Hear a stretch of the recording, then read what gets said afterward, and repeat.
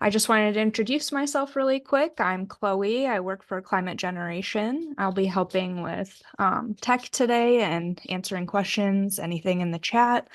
I do ask that you please use the chat and not the Q&A function, but if you do, I will just repost it in the chat. Today, I'm here to introduce Kelsi and Stephanie. They'll be presenting on the flower model, which is engaging students in multidimensional thinking. I'll go ahead and hand it off to you. Awesome. Thanks, Chloe, for the introduction. And hi, everyone. Thanks for joining us today. We've got a jam-packed 2 hours with you all, but I promise it'll be fun and engaging. So while I'm pulling up my slides, I'd like to also introduce my colleague, Stephanie McCauley, who's on the call with me today. And she's going to be answering any questions in the chat, dropping some really useful resources and links in the chat as well that you guys can use during the webinar as well as afterwards. So welcome again. Just make sure you guys can see the screen. Okay, great. All right, are you ready? Stephanie, I don't know if you want to say anything or ready to jump in. Yeah, just hello. I'm COO at Multi-Solving Institute, and I'm located in Greenville, South Carolina. So happy to be here and have you all join. Awesome. Thanks, Stephanie. All right, so we're going to jump in. Some of this might be a little bit repetitive to what Chloe mentioned, but just a quick little overview of what I've got planned for our time today. One, please feel free to introduce yourself in the chat. You can say your name, location, organization you might be working with, what brought you here today. We're going to be providing a brief overview of multi-solving, as well as providing an opportunity to reflect and do an Indigenous people land back acknowledgement. If you have not already, we put it in the information, but please grab some paper, like a sheet of paper, some different color pens or pencils, maybe like 3 or so if you have those accessible. No worries if not, we can improvise and use patterns to differentiate, but we're going to have an off-screen sort of restorative moment today. We're going to also get to dive into the flower tool. So I don't know if any of you have used flower or are familiar with it, but if not, we have basically adapted that pen and paper version into an online app that we're set to release later this year. So we're really excited about that. We'll have another restoration period. We're going to do some role playing. So get creative, guys. Like we're going to be some mayor delegates, some community members, students, teachers. And then finally, we'll close out with some Q&A at the end in case you guys have any questions for Stephanie or myself. All right, let's dive in. So first, I'd like to start with the land back acknowledgement. Stephanie's going to drop this link that you see here in the chat, where you can actually look up your current location and see where these lands have historically and currently have represented the different tribes and indigenous nations that are here. I'd also like to read this statement. Multi-Solving Institute's office building is on the stolen lands of the Piscataway and Nacotchtank or Anacostan people. We recognize the immense harm caused by centuries of genocide, forced relocation, boarding schools, and other forms of attempted cultural erasure and injustice. We acknowledge that Black, Indigenous, and other communities of color are disproportionately impacted by climate change, and also recognize the tremendous strength of these communities and their powerful leadership for climate change solutions. So this time, if you guys want to take a moment to maybe reflect and drop some of those locations that you currently live in after reviewing the Native Lands website, we encourage you guys to drop some of those locations in the chat to share with others as well. Hey, I'm going to drop, you guys please continue to drop those locations in the chat. Few ground rules for today. I want to really optimize our time together. Please keep your microphones muted unless we're in a discussion period for today. Like Chloe's here for support, so please use your chat for any technical issues that you might be facing. For those times when we do have the opportunity to share with each other, President Woodrow Wilson coined the phrase, be brief, be brilliant, be gone. So this is not an opportunity to take up space. One of the great things about multi-solving is that we recognize that many perspectives often bring the best outcomes and results. And so we want to make sure that we're respectful of everyone's time and give people an opportunity to share who are interested in doing so. And then also just to be mindful that this webinar is being recorded. Next, some quick appreciations. One, thank you to anybody on this call that recognizes themselves and acknowledges themselves as a multi-solver. A huge sense of gratitude for Climate Generation for giving us the opportunity to share about multi-solving as well as about the flower tool. Any educators? My mother and brother are both educators. My brother is a kindergarten teacher and my mom works in higher learning at a library. So I hold educators in a very high regard and appreciate all the work that you do. Any funders as well as colleagues that are on the call, we're really grateful for you sharing this time with us today. So with that, we're going to start off with some polling software, and it's Poll Everywhere. You guys might be familiar with that or not. So you can pull out your phone and scan this QR code. Stephanie has also dropped a link in the chat. You can click there. And we're just going to start with some simple level setting just to get an understanding of who you are and what it is that you're working for and towards. So with that, a question that we've got is who, what, and where do you protect and care for? So just take a few minutes to, or a couple of moments, I'll say, to reflect and just name who it is that you care for, what it is, where do you protect? And with that, I'm going to activate it. So you should be able to start entering in those answers now. And we will see them here on the screen as they come up. So who do you protect? What are you protecting? Where are you protecting? What do you care for? Future children, family, students, and community. I think these are things that we can all definitely relate to. My wife, I was recently married, so I hope that if my husband were on a Zoom call, he would say the same thing. Hearts and minds, absolutely. The ocean and everyone dependent on it, family. So it seems like a lot of us have a lot of admiration for family, how high values for our ecosystems, whether that's water, air, land, green spaces, and everywhere. Vulnerable community members, that's very powerful and important. The land. Okay, great. I'm going to go ahead and stop our poll here and take us back to our screen. So in the chat, now that we've got an understanding of what it is that we are protecting and who it is that we're protecting, we'd like to introduce this topic of multi-solving to you. But before introducing it, we might have some people who are familiar with the term multi-solving. So if you guys could just drop in the chat, when you hear the word multi-solving, if you are familiar with it, what do you think multi-solving means? Okay, Nate's unsure. Nate, you're in the right place. I'm glad to see that you're not familiar with multi-solving because I think by the end of this, you'll definitely have a pretty good understanding of what multi-solving is. Chloe's onto something, thinking in systems, absolutely. Yes, dealing with more than one problem with the same intervention. Excellent. Okay, so let's go ahead and dive in. Here's a definition of multi-solving at its base. So multi-solving is using one investment of time or effort to solve for several goals at once. So Ashwani, and please forgive me if I pronounced that incorrectly, is spot on. Dealing with more than one problem with the same intervention. A multitasking person could absolutely be considered a multi-solver.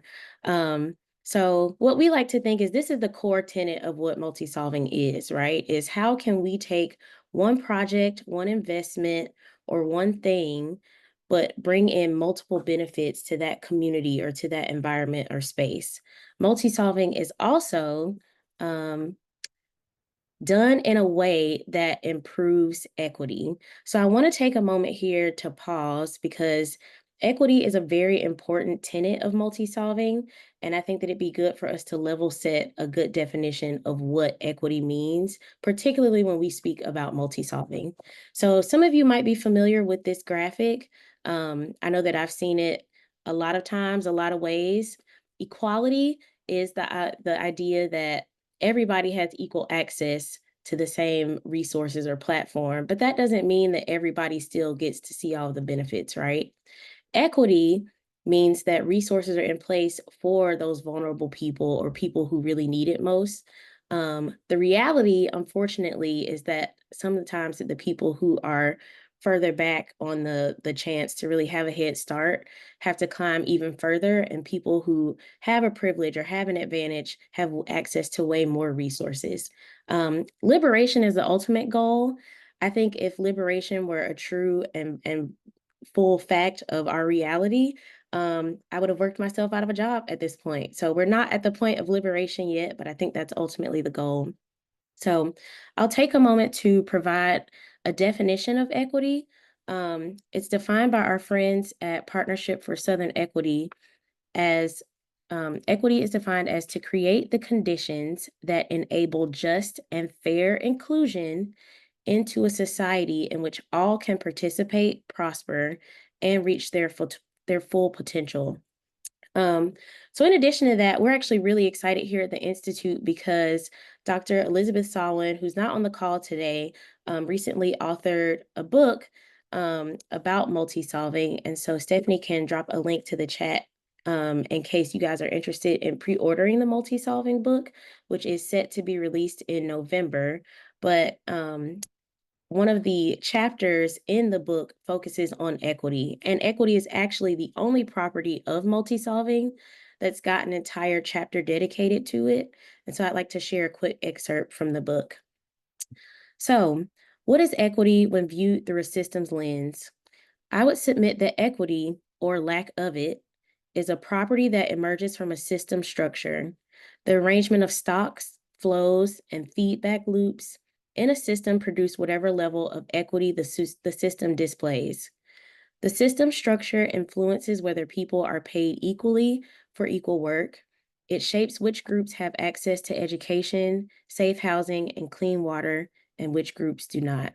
So, just a quick sneak peek into the book, but it really speaks to the importance of equity when we speak about multi-solving. And with that, to round out the definition of multi-solving, it's also done in a way that strengthens a web of relationships worldview. So we should feel more connected across the globe and operate as though we're all connected and interdependent. Multi-solving only works because interconnection and many of the problems we have to face that make us feel overwhelmed or enraged are really because we're working in societies that don't treat the world and each other as webs of relationships. So, at its best, multi-solving addresses that by showcasing how people come together. So, we like to think that a web-like approach to solving problems requires a web-like collection of teachers, mentors, and colleagues that are all thinking in partnership together. So, that's what we mean when we say a web of relationships worldview. All right, so we're going to take it back to poll everywhere. This time, now that we've got an understanding of what multi-solving is, we'd like for you guys to share some examples of multi-solving in your community. So with that, feel free to visit that poll everywhere link again and start entering in some answers, and we'll see them live here on the screen. And as you guys are thinking through that, I'll share an example. So I'm here in Atlanta, Georgia, and one example of multi-solving that we have is a lot of the vulnerable communities actually have to deal with flooding in our communities. And so I formerly worked on a project where we were building parks in communities that included green infrastructure. So those parks help to resolve flooding issues. Those parks also provided job training skills for people who might not be on track to go to college. Um, and it helped to basically support the ecosystem and helping with the heat island effect. So that's just one sort of example. Incorporating environmental education into curriculum. Let's see, restoring an abandoned golf course to native habitat. Yeah, those are great examples. Looks like in the chat here, we've also got a riparian buffer zone repair. It's an awesome example of multi-solving. Marina aquaculture is multi-solving. Ocean acidification, food security, coastal circular / blue economy. Yeah, these are all great examples. Cover crops help with erosion, providing a small profit for farmers and reduces nutrient loss. That's an excellent example of multi-solving, as well as artificial reefs. So let's see, make sure I got everything. All right, great. Thank you guys for entering in some of those examples of multi-solving. Oh, wait, we've got some more coming in. Sorry. Agrovoltaics, solar panels, and grazing animals. Marine aquaculture is multi-solving. Yep. Okay, so we got that one in the chat. Awesome. Thank you all. Youth trail workers. That's important. Whoever said that, keep that in mind for our role-playing exercise later. I'm going to stop this poll here, and we're going to take our first of two restorative breaks here. So I invite everyone to turn your cameras off if you have them off.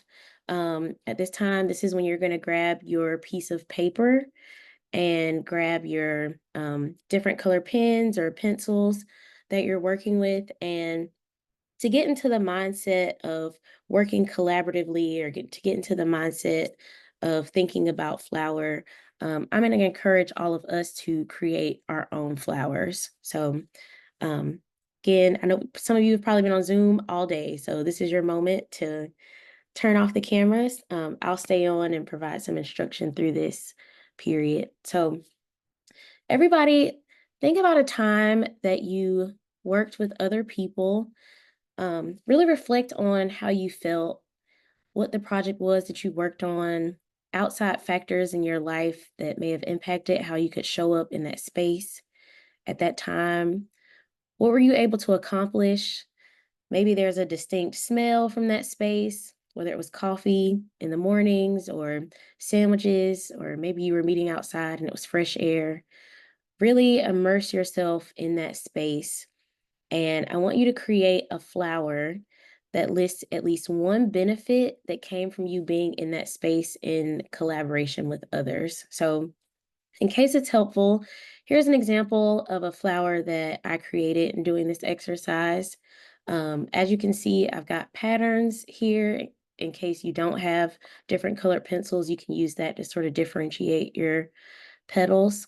But we're going to take the next 5 minutes or so for you all to just quietly reflect on the benefits that come from working in groups and working in a collaborative manner. So we'll be back in about 5 minutes after the top of the hour.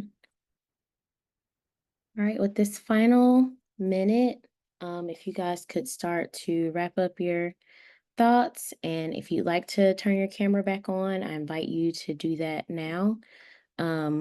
We have time for maybe 1 or 2 people to show their flower in case anyone is interested in sharing more about it.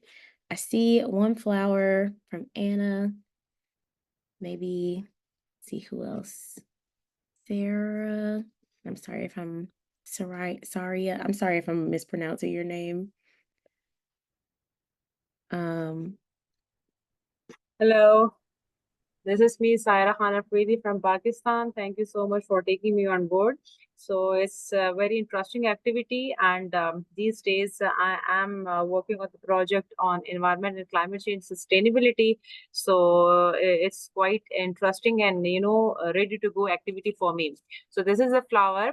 And what I have learned by doing, working as a team for a team. So for me, it promotes and establishes the team building.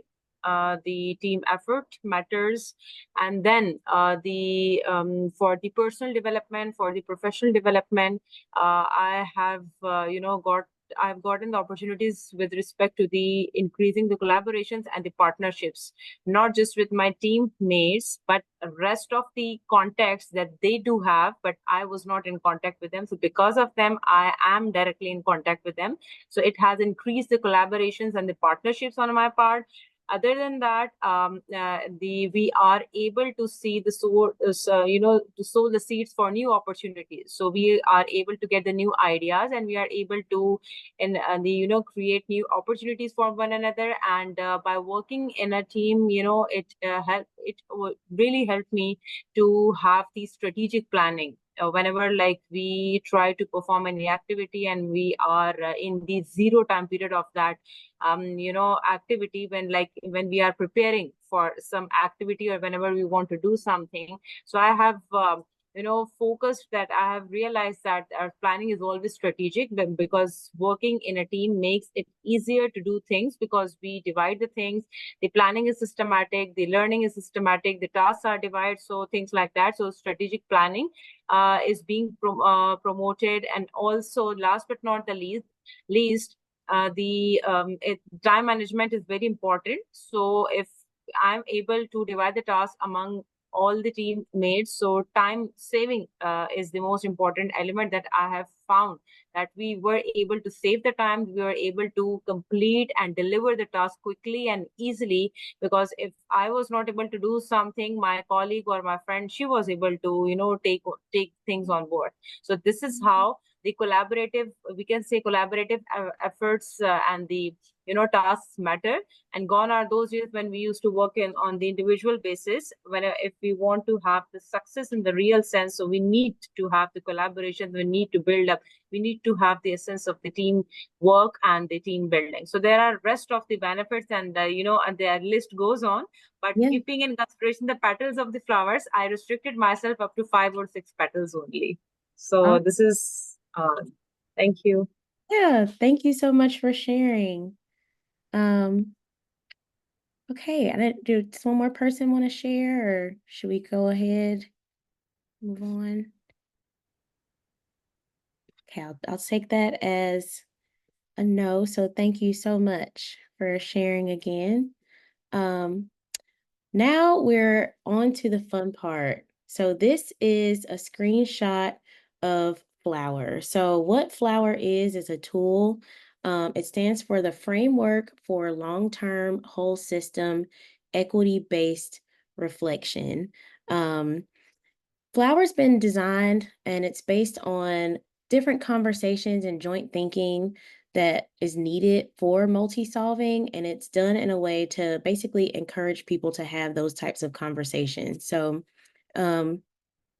participating in multi-solving projects ourselves is one of the ways that we help to develop out the Flower tool, as well as interviewing different multi-solvers about some of the obstacles that they face when trying to facilitate these kinds of conversations. So that's a big influence on our design.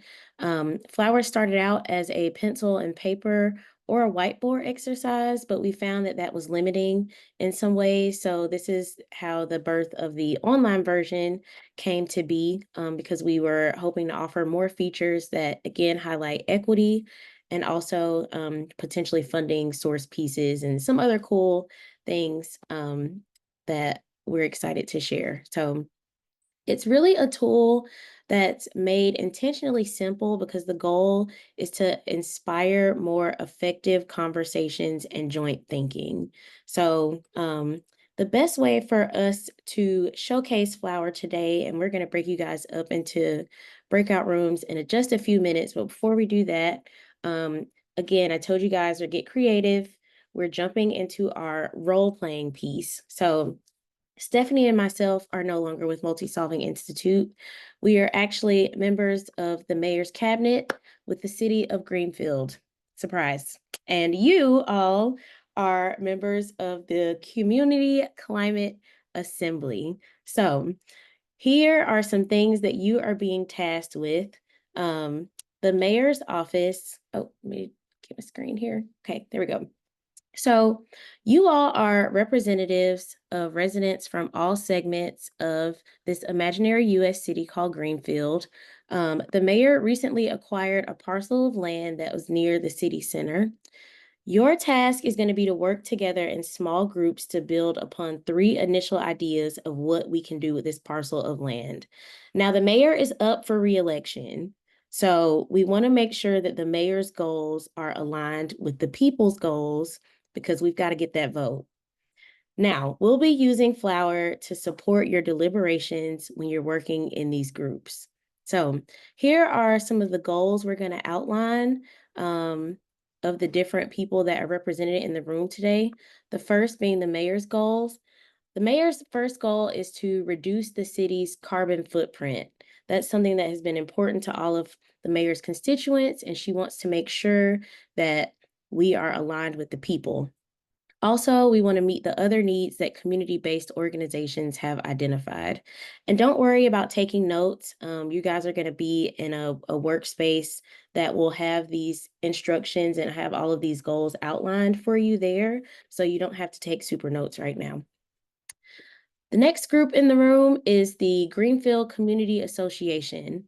Association members, your top priority is to improve health and to reduce chronic illness in the city of Greenfield. Some of your secondary goals include creating a better sense of community and connection with people living in the city center, with people who might live in the suburbs of the city.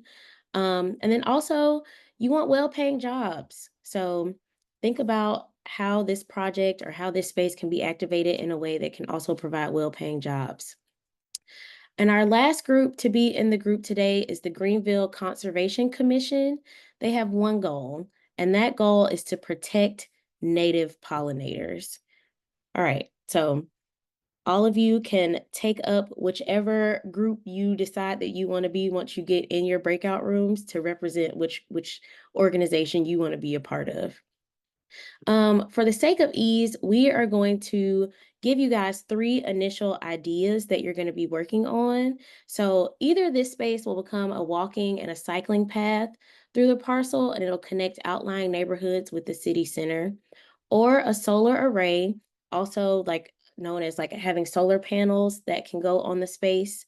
And then finally, the space could potentially be used as a parcel for community gardens. So once you get in your breakout rooms, what you'll see is a chart, and we'll drop it in just a minute, where you can enter in your ideas based on what benefits you think can come as a result of either having the bike and walking path, the solar panels, or the community garden. So we've got 8 different benefit connections here that also align with how the flower tool is developed out. As a group, you'll deliberate if the idea, this is just an example using the farmer's market. If a farmer's market on the land would make connection better, worse, or the same, you'll provide reasoning here in this column. And then if there's any considerations that don't necessarily fit within the reasoning column, we've given you this additional space here where you can write some of those ideas out there.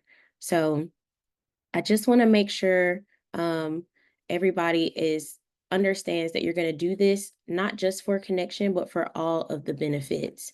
And once you get in your space, you'll have, well, let me just go to the instructions. Okay, so once you get into your space, you will choose a facilitator, and they are going to share their screen, and they'll type the answers into the worksheet on your behalf. You'll also have a timekeeper who's going to keep an eye on how much time you guys have. Page 1 of the document, so I'll show you the workspace here. Page 1 includes your instructions. Page 2 is going to give you your community goals. And I'll jump back to this slide will make sense once we jump into Flower, the actual tool itself. And then page 3 will give you a definition of each of those benefit categories.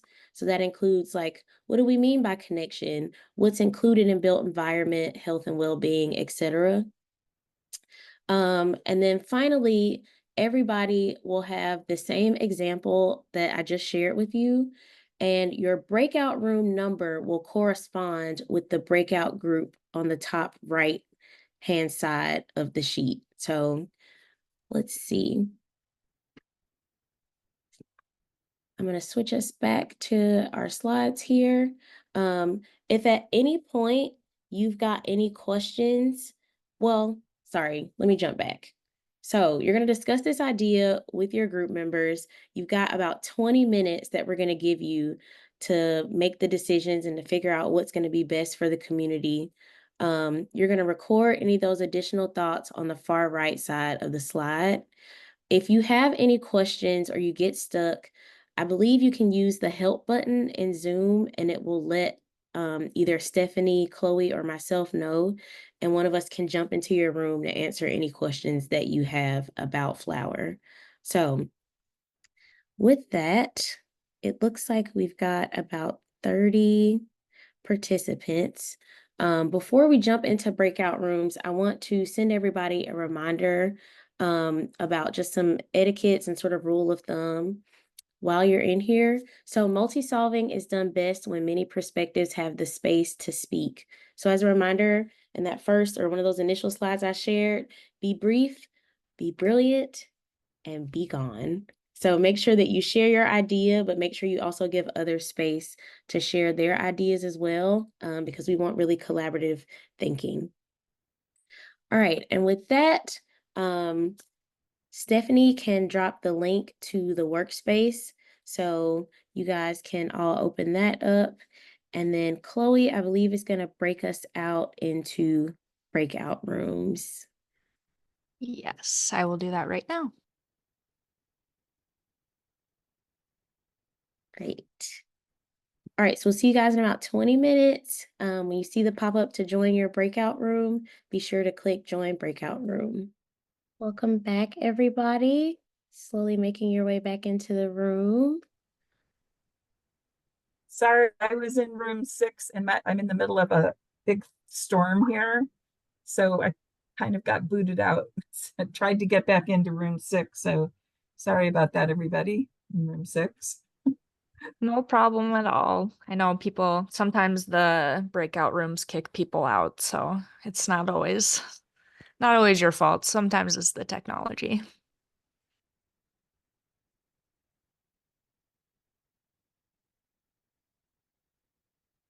Welcome back, everybody. Go ahead and share my screen and get us back in. So I think everybody's back. Hopefully you all had some really great discussion with each other to talk more about some of the co-benefits of the different ideas. And I do want to acknowledge, I want to apologize to group 2. I think in error, your slide was changed to a community garden and you guys were supposed to be working on the solar array, but we saw some really great ideas about the community garden. So we're going to go ahead and honor that work that you guys did in that way. So with that, I'm going to go ahead and share my screen again. Get us on track. So can everybody see my screen good? Are you good? Yep. Okay. Awesome. All right. So now, oh, sorry. Somebody say something? Nope.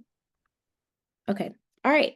Now for the fun part, we are going to build some flowers based on the group ideas.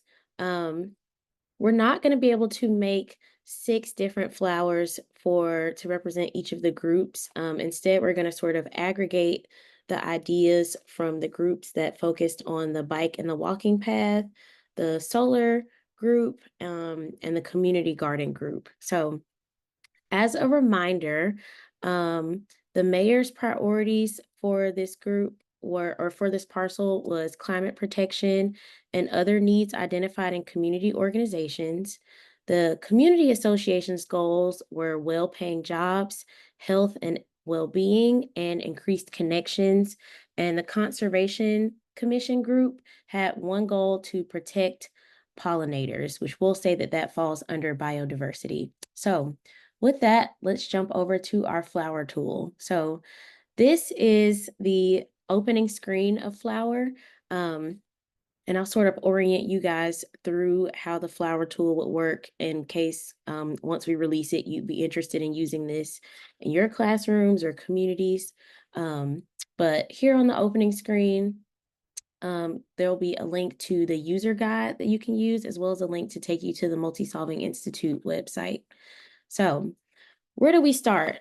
For the purposes of today, we're going to start with assessing the needs. So what this means is what we're going to do is we're going to take those different priorities that the groups had, and we're going to make sure that we input those in the system. So that way, as we build flowers, we can make sure that the ideas that come out of the work that you did align with the priorities that have been set out by the community, the Conservation Commission, and the mayor. So for this, sorry, I'm moving screens around. Okay, so jobs and livelihood was something that was very important to the community association. So what we're going to do is we're going to take this slider and we're going to slide it up to, we'll say somewhere in between somewhat and extremely important. And as I'm moving the sliders, as well as I'm building out flowers, we're mostly doing this to showcase how the tool works. So I don't want anybody to think that we are saying that jobs aren't important, resilience isn't important, or things of that nature. We're just showing you how the tool works in a way that aligns with the deliberations that you guys had. All right, next is climate protection. So as we can see that the Conservation Commission wanted to protect pollinators, because that was their one goal, we're going to go ahead and put that as extremely important. I think it also aligns with the mayor's the mayor's goal to make sure that we are a climate neutral city as well. Finally, biodiversity, we're also going to do this all the way up for the conservation group to focus in on the pollinators. Health and well-being was something that was identified to some extent by all three groups. So we're going to also make this extremely important. And then a sense of connection was also outlined by the community group. So we're going to make sure that we put that somewhere between somewhat important and extremely important. So now that we've got this data in for our flower tool, we are going to start to create flowers. So we're going to go over here to the left side of the screen and click this Create Flowers button. At this time, I'm going to ask if somebody from Group 1, our first flower will represent the biking and walking path, if they could come and talk more about some of the ideas that they came up with. So I'll share this here. Any volunteers from Group 1 to talk a little bit more about this idea, and we're going to build out this first flower together.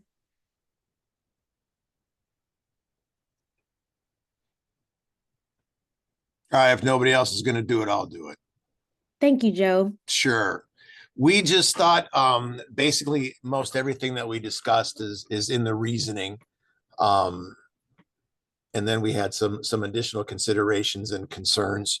If the path is, I mean, if you build it and you don't maintain it, what it's going to happen. What type of things were in the city center that we were trying to reach? What type of neighborhood? Was it suburban? Was it growing?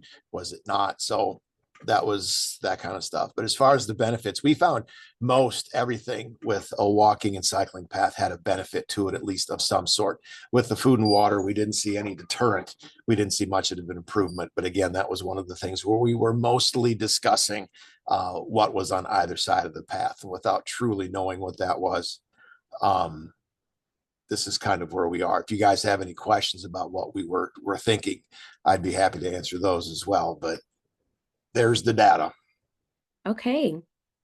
Awesome. Thank you, Joe. So don't go on mute quite yet. So I'm going to ask, it looks like you guys believe that everything gets better with the exception of food and water will likely stay the same. So Correct.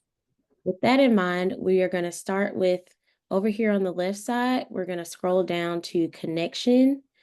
And we're going to say, what would you say that gets somewhat or significantly better? I would say with that, probably significantly better. Okay. And we're going to go back up to the top here for jobs and livelihood. Somewhat better. Again, it's kind of dependent upon what's on both sides of things, but at least somewhat better. Okay. Next, resilience. Resilience would probably be somewhat better also. Okay. And built environment. Somewhat better. Okay. Food and water, I believe, stays the Yep, same. stays the same. Okay, so you guys will notice that if a benefit stays the same, there will not be a pedal that will generate for that one because we'll say that there's essentially no benefit that's created, but also no harm that's created. Climate protection. We like climate protection. In our reasoning, if we're taking a bike path, you're going to want to do something with that as well. So you're probably going to either we're taking a large parcel of prairie or forest and cutting a narrow path through it, which wouldn't do much for that particular parcel, but we're thinking with this path, we are going to be seeing an increase in people of being able to walk to and from work and to and from stuff like that. So as far as greenhouse gas emissions and those types of things, we would assume that would be significantly better. Okay. And we'll say for the purposes of this, the parcel was just a neglected, blighted piece of land that Okay. had not been developed. So Then it will probably, yes, then we'll stay with significantly better because we would do something besides just create a path. We would plant along it as well. all right. So no trees were harmed in the production of this path. And biodiversity. If we're going from a nothing to a something, that's going to be significantly better. Okay. And finally, health and well-being. People are going to be out walking and creating less gas. That's going to be significantly better also. Awesome. Great. Well, thank you so much for your help on that, Joe. Sure. Stephanie, did we have any considerations from our second bike group that maybe aren't reflected in the flower now that we want to add in? Or does this seem on par? Sorry, I was in the chat sharing the flower links. So we just had a couple of other items. Mental health, better mental health, can plant edible plants, and jobs created building the path, but you may have already gathered those items.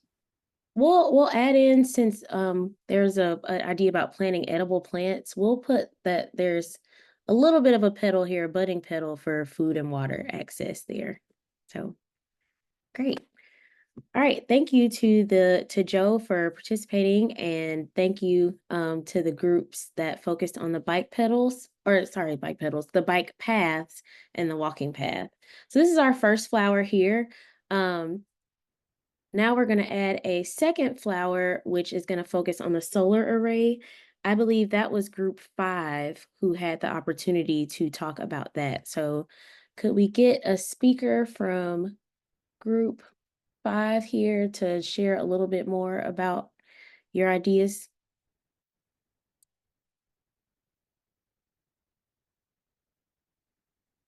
Any takers?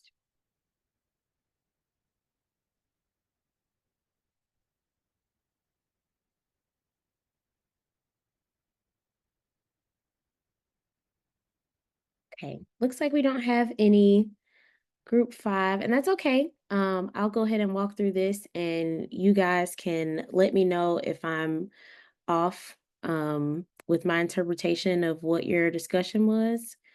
So it looks like for the solar panels, you all believe that everything would get better with the exception of food and water that would stay the same, as well as biodiversity would stay the same. So in this case, it would be better connection because the park shelters build community space and provide shade and shelter. And it could be a meeting space for all. Jobs to come from installers and maintenance of these solar arrays. Resilience is that solar arrays offer a 20-year lifespan and provides continuity of power and a charging center, which helps support less carbon output. I would say that that second piece could also probably fit under climate protection as well. For a built environment, we've got a charging station, shade, shelter, and a meeting space to increase in mobility, car charging, and a demonstration of energy. I'm assuming this is supposed to say efficiency, protection of unhoused to some level. Next, for food and water, will probably stay the same. It'd be less carbon out footprint and consumption, not using a crop and food growing the space for the solar field. See, I can jump in. We were under the premise that we were putting it over the parking area of the park and on the shelters because we were thinking it was a vacant lot when we began. Okay. So Yeah, I mean, that's fine. We can go along with that narrative for this flower. Also, it would probably, and thank you, Samuel, for jumping in on that. Biodiversity would probably also stay the same because it'd be less land use and it might increase depending on the park's design, or it could be an indirect benefit. Health and well-being would probably get better depending on the current and the past energy use of the space, in addition to solar, shelter for unhoused, and reduced pollution. So yeah, these are some great ideas that could potentially come from having a solar array. So Samuel, if you don't mind, I'm gonna keep working with you here to build out our second flower for the solar array. So when it came to the sense of connection, would you say it was somewhat or significantly better? significant. And any other group members jump in. Yep, absolutely. Jobs and livelihood. Somewhat. Okay. Because it's limited to the inception of the park and maintenance of the park. Yep. All right, what about resilience? I think that was good. Okay. That, like, as in no change or better? Better. Okay, gotcha. So we'll put that in between somewhat and significantly. Built environment. What did we put? We put better for that, I think, guys, didn't we? Yes, looks like you guys put better.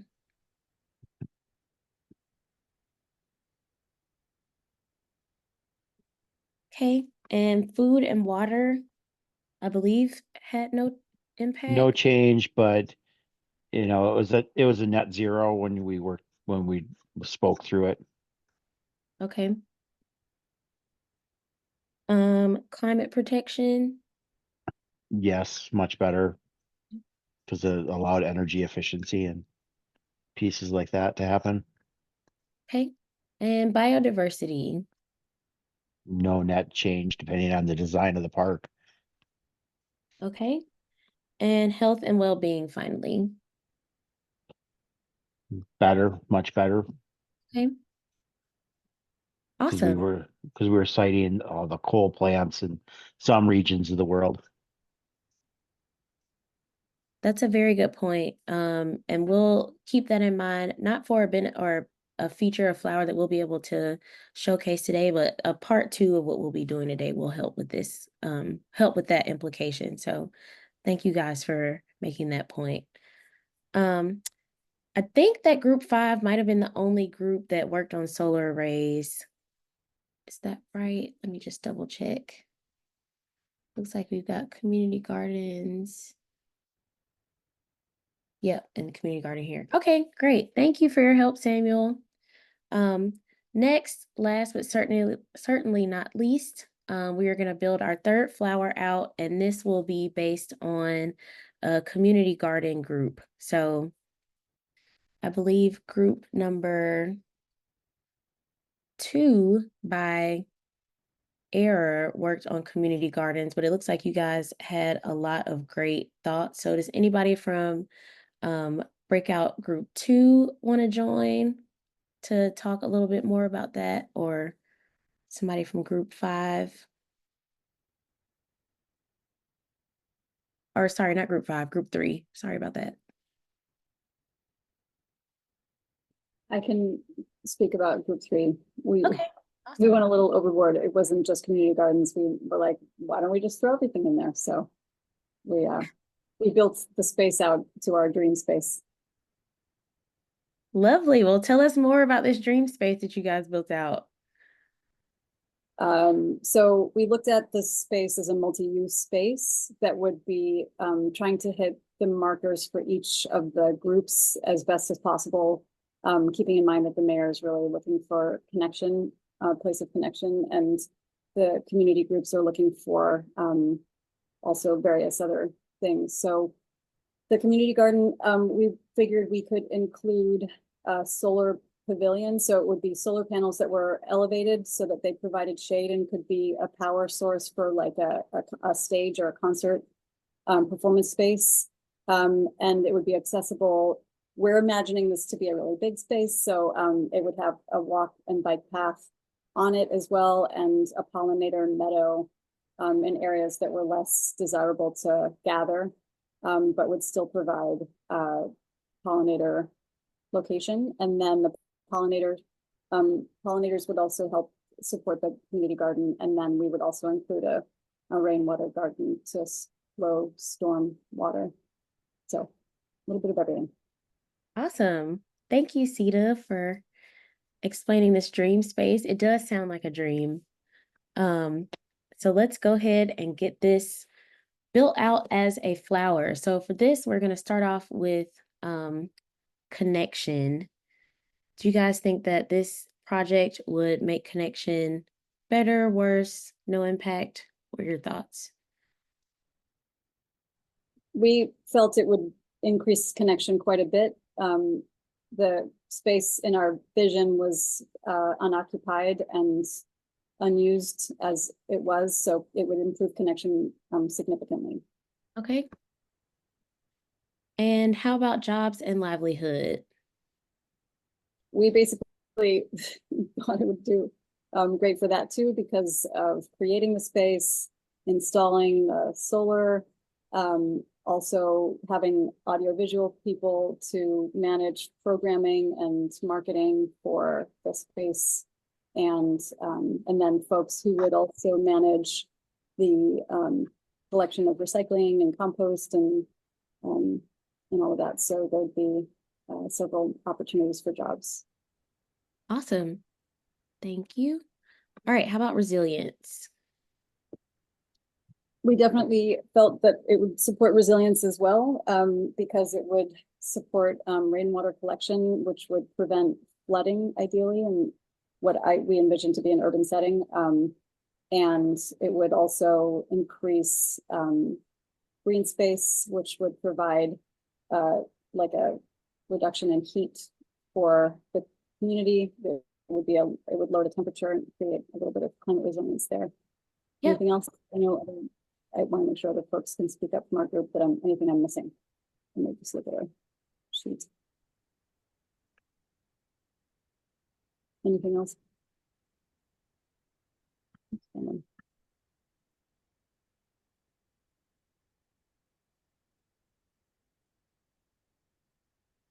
did it say?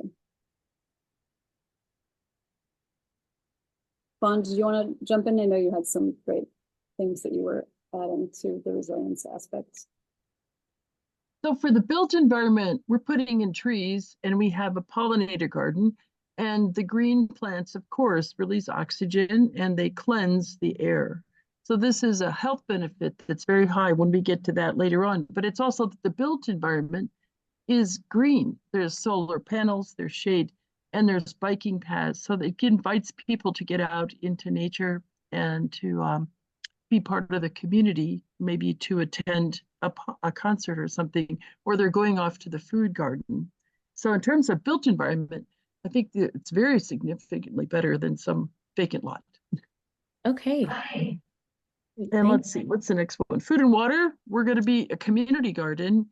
And the watering could come from the fact that you've got a stormwater management basin, and you could probably access some of that water by collecting in rain barrels and then using your solar pump energy to transfer it and have access to watering for your gardeners. Because we do have droughts and we have heat waves, and I don't think that's going to get less, it's going to get more. And another thing you mentioned, Fawn, that you were saying was that it would increase permeability on a Right, the permeable parking lots are very expensive. It's not a parking lot, so it's permeable space. It's the soil, and I think that's a big plus. I mean, when they have a computation, anything more than 10% that's non-permeable needs to have stormwater management, and that's the case of so many communities that they didn't expect deluge rains and tropical storm Beryl and hurricanes that come ashore, and they started out at like tropical storms. They're now a category 4, 5. Yeah. We're looking at a different world. And I think that business of resilience and what you just said, Sita, is a very high quality. So it's So for food and water, I think we're gonna take it up, but do you guys want to take resilience up more as well for that, or? I think it's a really big thing because the cities have to deal with the water, the stormwater, and a lot of cities, to be honest, they use their streets for stormwater. They're not managing it in a way that is going to work in today's situation. So you hear about all this flooding.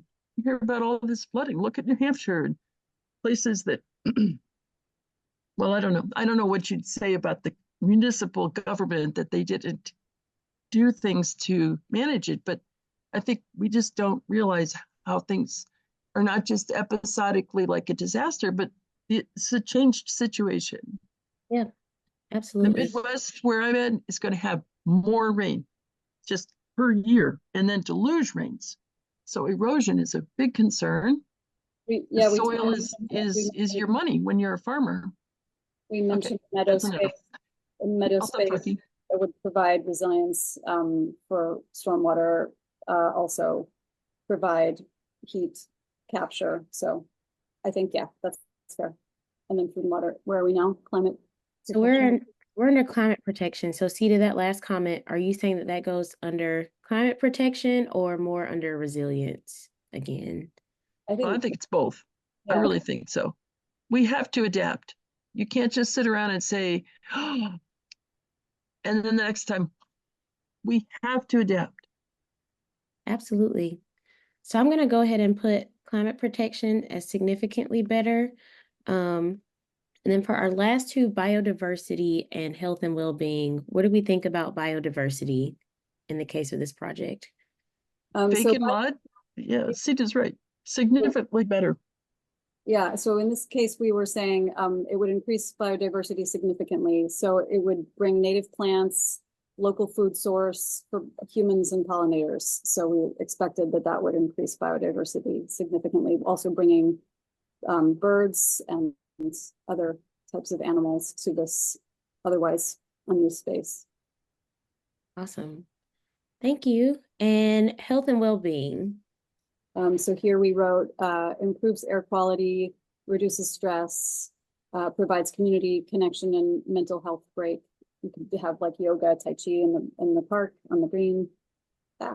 So health and well-being would be a significant improvement as well compared to a hot asphalt lot. No, one thing, could I just speak really quickly?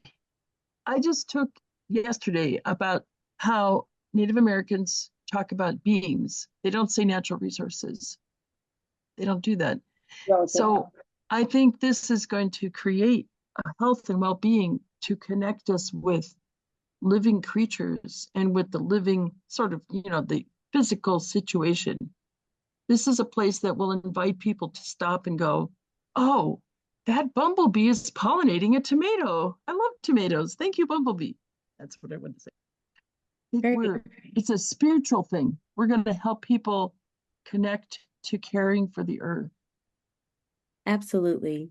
Well, thank you, Fawn and Sita, for chiming in on our third flower. I really appreciate the very thoughtful responses that you guys had. So if you guys were gonna go ahead and move us along. So you remember when we first started, we did the assess needs slider. A different thing that we have added to flower in this case, as opposed to what you could not necessarily do on the paper and pencil version, is we've created a needs match score. So what it does is it essentially compares all of the benefits that you think will come from the implementation of the project in that space to the needs that were identified and the priorities that were identified by those different groups. So as you can see, you all did amazing jobs in all of the groups with making sure that whatever project you implemented closely aligned with ensuring that those priorities were met from the conservation group, the community group, as well as the mayor. As we can see, if we decide to do flower one, where we go with a bike path and a walking path, that's about a 95% match with all of the needs that were identified initially. The solar array around 71%. And then in this magical community garden solar array space utopia that we've developed for our third flower, it is a 100% match with all of the things that the community and the conservation group and the mayor's office wanted to do. So that tells us a little bit about sort of the main features of flower, but what we're going to do is we're going to jump back now and we're going to go back to poll everywhere now that we've seen all of our flowers. And we're going to ask you guys, which project should we recommend to the mayor's team? So with that, you all should go back to that poll everywhere link, and as a larger group, we will take a vote to decide which project we think we should recommend to the mayor's team. And thank you all for your active participation in the groups. See how many responses we've got. Right now we're at a tie. Oh, tie's broken already. Okay, looks like going to give people a couple more seconds to get their thoughts in on which project you think we should use for the parcel space. Okay, I think we've got probably majority. Oh, wait, we got to come back. Okay, maybe not quite enough. So it looks like our winning project is going to be the use of the parcel for community gardens. So with that, we are at 30 minutes after the hour. I want to give everybody a moment to take a bio break. So if you guys could come back in about 5 minutes or so, use this time to stretch, to grab a drink of water or whatever it is you need to do, use the restroom, and we'll come back in 5 minutes and we will close out our role-playing exercise and then make sure we've got some time for a Q&A. So see you guys in about 5 minutes.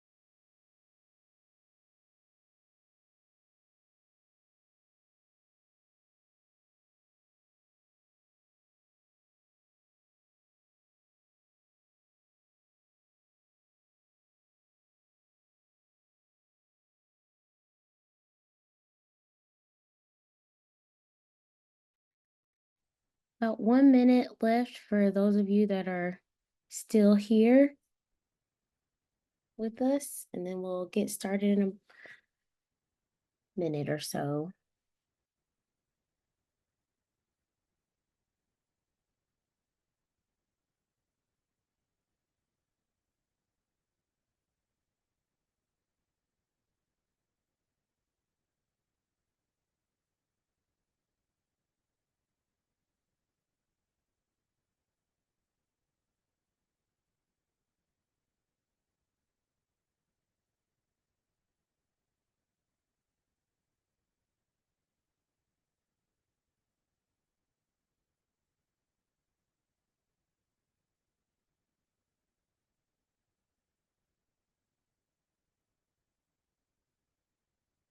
All right, that's been about 5 minutes, so I'm gonna go ahead and move us along as people join in. Feel free to stay camera off or to turn your cameras on. And all right, we're going to continue to move forward.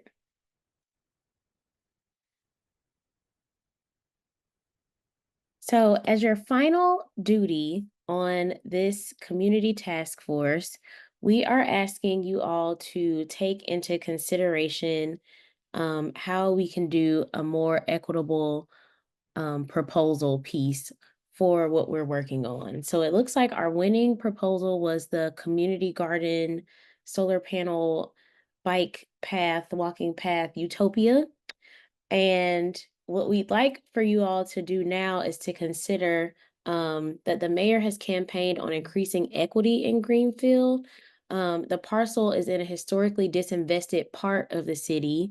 And so your task is to suggest policies that improve the equitability of each investment. And by investment, I mean the different flower petals that were associated with the community garden space. So I think for the sake of time, because I want to make sure you got good time for Q&A, we might just work on the winning proposal, and we will particularly focus on jobs. So here's an idea or like an example of what we're going to do next. Let's say that the bike path one example of a policy that we could do to promote equity would be to include support for a worker-owned bike repair shop that's in the neighborhood that also includes training for young people in the community. So I'm going to show you guys before we vote on this. Oh, wrong tab. Okay, so let's say we're just focused on flower number 3, which is the flower that won. What you want to do is make sure that that one is highlighted so that any changes you make on the slider are only going to impact this flower here. And you're going to switch over to the advanced tab where you'll now see that there's benefits and equity. You'll also notice that the actual flower petals themselves are now translucent. So let's say, for example, this utopia that we have built on the parcel for the sake of jobs actually took jobs away from the community. What we would say in that case is that it would be significantly worse. Oh, sorry. Let me switch over. Very important point. Switch over to the equity tab. Let's say that this utopia actually ended up removing jobs from the community. What you see is the path or the petal would become clear and just an outline, which shows that it's actually not an equitable adjustment that we made. Or let's say that we go with the example of, I don't know, this policy is going to mandate that at least 70% of the businesses involved have to be from a minority or women-owned company, particularly with community members who live in the historically disinvested community. We would say that jobs and livelihood as a result of this policy would be significantly more equitable. So that's sort of how you showcase the equity feature of it. I'm going to reset us back to none, and I'm going to take us back here to poll everywhere and ask you all, just think sort of out of the box. What policies could help ensure that the investment increases job equity in Greenfield in the sake of this new utopia? So with that, Gonna activate our poll here. Go back to poll everywhere and let us know what policies you'd like to see implemented.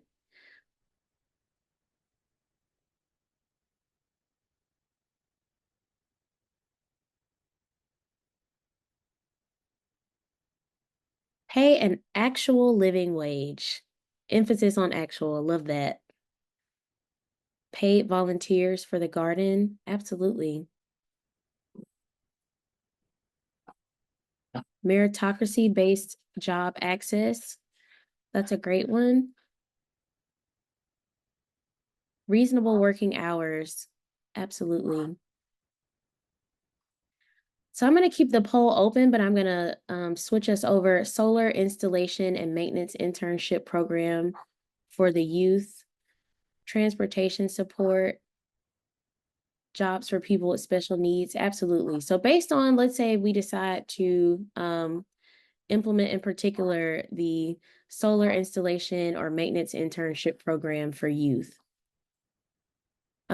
We could argue that that would create a better sense of connection in terms of equity. So we could slide this up to somewhat better. And as you can see, that connection central piece is getting more opaque. Jobs and livelihood will also be more equitable as a result of this policy. We'd say somewhat better. We could even argue that built environment could potentially be better because of that training program that has to do with solar panel installation and training for those job skills as well. So we're going to take this up significantly better. And I'll zoom in a little bit on this so that way you guys can see the differences. So as you can see, built environment is fully opaque, jobs and livelihood is a little bit more opaque, and connection as well. Are there any other policies that anybody wants to just call out that they're like absolutely passionate about that could make this utopia space more equitable, that could maybe impact some of the other benefits or investments that we have? Making it accessible for everybody, that would include people with disabilities and stuff. Absolutely. And also put in there too, to have children's activities or include the kids so they won't destroy it. Okay. Yeah, so we'll say that for that, connection would then go up to significantly better. We'll also say health and well-being is something that would be positively impacted. Thank you, Jennifer, for sharing that. With kids' activities, they're outside, they're playing more physical activities. So I think health and well-being would be more equitably impacted as well. In terms of making sure that the space is ADA accessible, we've already maxed out our built environment as something that's important, as well as connection. So I think that that would also showcase that feature as well. Okay, great. Well, with that, I'm going to figure out which tab I need to get on. Okay, here we go. With that, we'd like to thank you on behalf of the mayor's office for your service as part of this community climate assembly. And we appreciate all of the very thoughtful work that you guys have done as a part of this role-playing exercise. Now, for the remainder of our time today, we want to just open it up for a discussion period now that you guys have had your first view and experience with the flower tool. Do you see ways of using flower in your teachings? And if so, how? So feel free to share some of those ideas in the chat with us.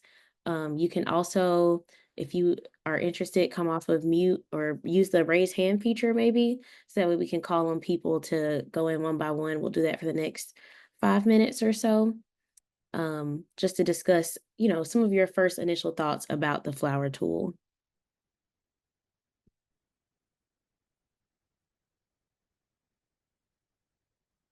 Thank you, Anna, sharing that she thinks it's an amazing tool for workshops. Comparing mitigation strategies so students can have the visuals, also a great form of feedback. Looks like Sita's got her hand up. So we'll call on you, Sita. I don't remember how to raise my hand virtually on here. I can't find it anymore. So one of the things that I'm doing, I'm actually not a formal teacher, but I am the vice president of a sustainability nonprofit in my town. And what I can see this being really helpful for is our nonprofit has done a lot of work with the town to suggest ideas for various climate action and advocacy projects, and solar panels on the roofs of the buildings, compost program, and this would be a really great way, a very visually clear way for them to understand how it would benefit the community, and how to make decisions about which direction to go, and what projects to implement. So I can see it being really important and powerful. That's awesome. Thank you, Sita. We appreciate you sharing that. We've got some great ideas in the chat as well. In the spirit of feedback and sort of how you guys can see this tool being used as well, we also, Stephanie and I are really grateful that you guys have hung with us thus far for the past hour and 45 minutes. And one of the things that we're always open to is getting feedback on how we could either make flower better, or how we could make this use of flower better, or your experience with the facilitation of flower. So I've opened up poll everywhere again. I'm not going to share these publicly, but if you guys could just take a few minutes to share any thoughts about one thing that you liked or one improvement that you would suggest as it relates to flower. So you can sort of passively do that in the background, but we still want to encourage you, back to our discussion point, to share any ways that you could see using flower, whether it's as a teacher or a community organizer, working with a nonprofit, working with a for-profit in a municipality, how this tool could be beneficial to you as well. I was thinking, this is Jennifer again, I was thinking about using it for a program I'm going to be doing as an evaluation tool, maybe do a pre-flower on what people know ahead of time on it, and then do the post-flower on the end. So it would be like a total evaluation to see how big, and they could see physically that way the flower growing, hopefully. Yeah. Well, I have a question, Kelsi. First, thank you very much. You have been very sweet and very clear in your explanation. I think this tool is very flexible and versatile in the terms that we can use it from the platform, but from a piece of paper as well. And I hope soon I will be like teaching some fishermen there in coastal communities, and we won't be able to have computers or internet. So I will totally apply the principles with them through this exercise. So thank you very much. And if there is a chance to share the results, that will be fantastic in order for you to see how it's implemented here.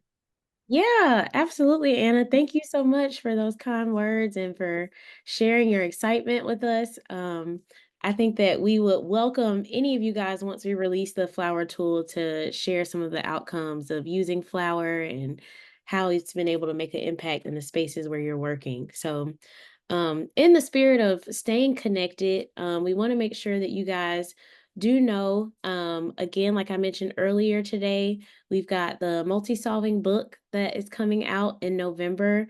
I believe Stephanie has dropped a pre-order link to that. So we like to think that flower is a tool that could work in tandem with education that you get from the book. So it's a great resource for that. And it'll help you to work with us to apply these tools and understanding to your work as well. Flower will be on our website in the late summer. I saw throughout the chat, you guys are asking like, where do I get this link? So the best way to stay in contact with us is to subscribe to our newsletter. And that's where you'll get sort of the first notice of, okay, flowers now available for you guys to use in your work. So with that, opening up the floor for the last 10 minutes or so for any additional questions or comments that you guys have about flower. And I will go ahead and stop sharing my screen.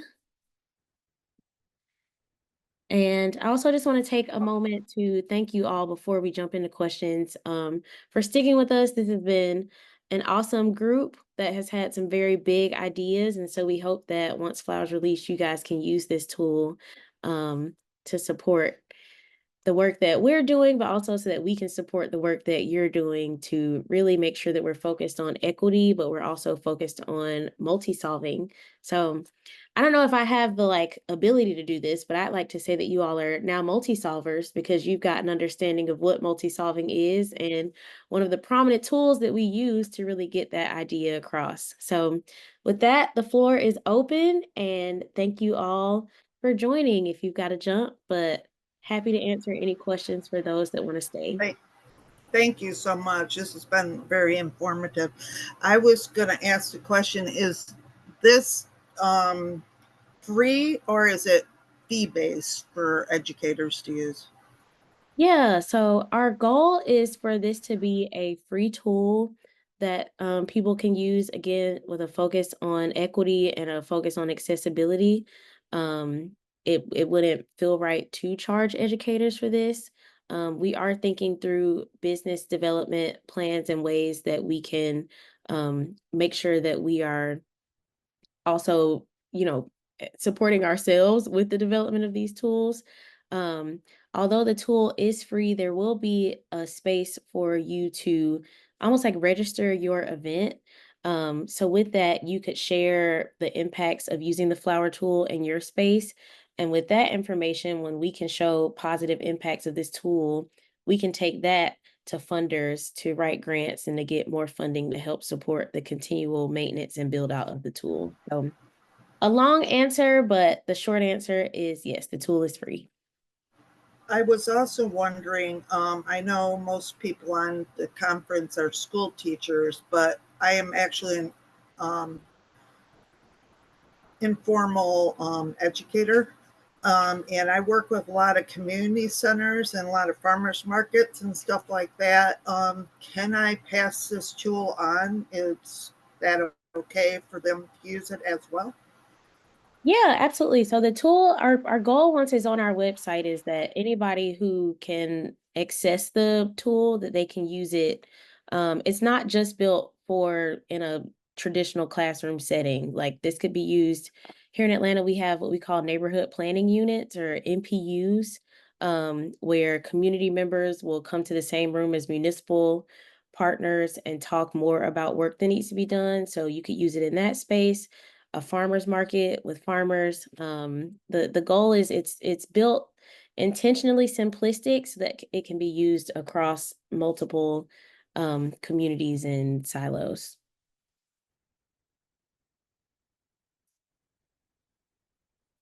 Yeah. Great, thank you for that. I think it's a program that'll be some of the resources they use right now as evaluations. They draw up controversy on them sometimes and people don't like them. And I think this is a fun way of doing it, watching a flower grow and figuring out where we need to make the petal get bigger, and stuff like that. So we can make it, a little bit entertaining as well as trying to get stuff done in a more productive manner. So I really appreciate you sharing this with me. Yeah, absolutely. Thank you, Jennifer. Any other questions or comments from anybody else? Interested to learn more?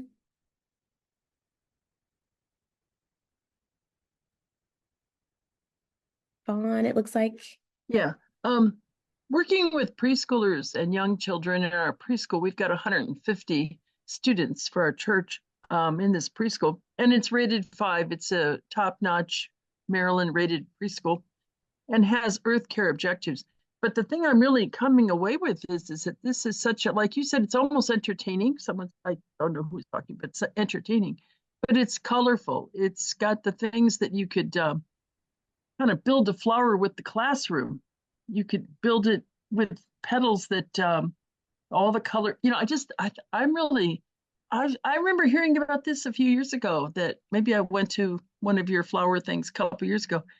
This has really caught my attention. It was very fun. Thank you. Great.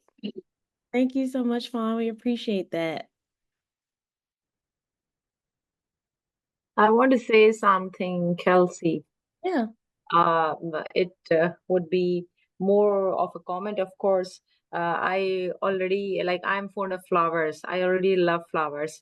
But attending this, your session, like, my love for flowers has been increased after attending this session. And a very unique tool, a very useful tool, and I'm sure I'm going to use it in my teaching learning process. And it's quite useful and knowledgeable, and it is more of interactive tool, I would say, because the students they are no more passive by making use of the flower tool, but they are more of active learners, or the participants when it comes to making the flower tool.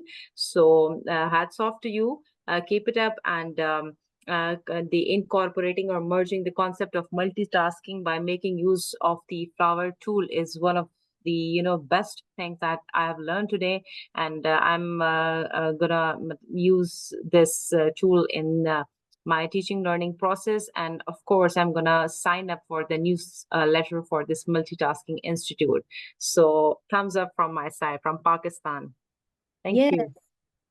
Thank you so much. Yeah, we absolutely appreciate that. And thank you for the active engagement throughout the session today. We really appreciate it.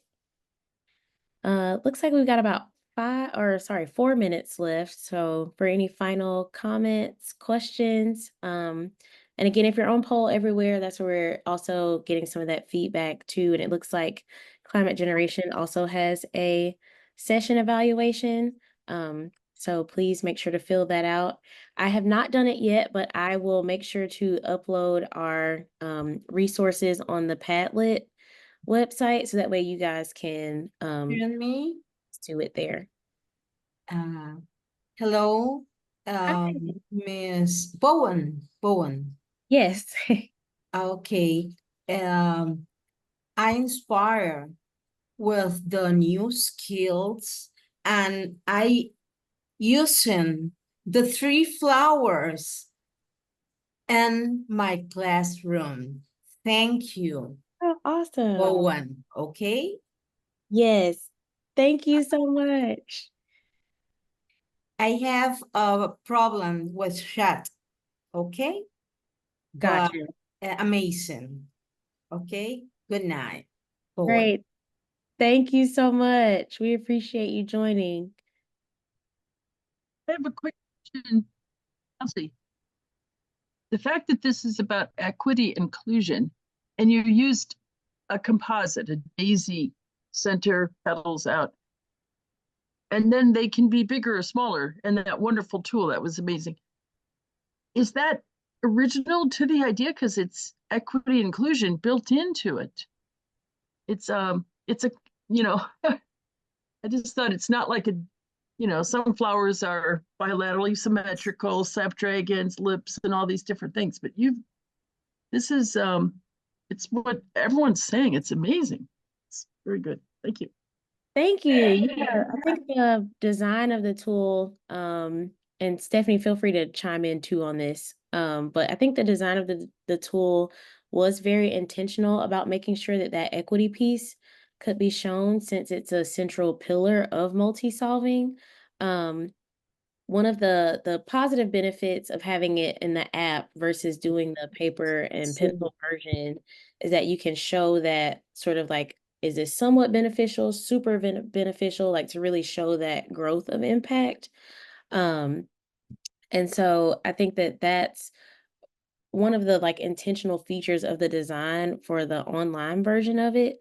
And then again, with that equity piece of you can then change the resolution of the, I don't know if resolution is the right word, but you can change the pedal to be sort of transparent as opposed to fully opaque. So to show that equity piece. So yeah, a lot of intentional research and groundwork went behind this and continues to go behind the development of the flower tool, and it will continue to grow and evolve over time. The more that we get people to use it, I think the better we can continue to fine tune the tool. So looks like we're at the top of the hour, so I want to be respectful of everybody's time, but thank you all so much again for joining. Thank you to Tony as well. Tony did a presentation yesterday as an En-ROADS ambassador, and also talks a little bit about flower and multi-solving. So yeah, thank you guys for joining. Yeah, it was great. It was great. Thank you. Thank you. It was great. Yeah. See you. Thank Bye. you.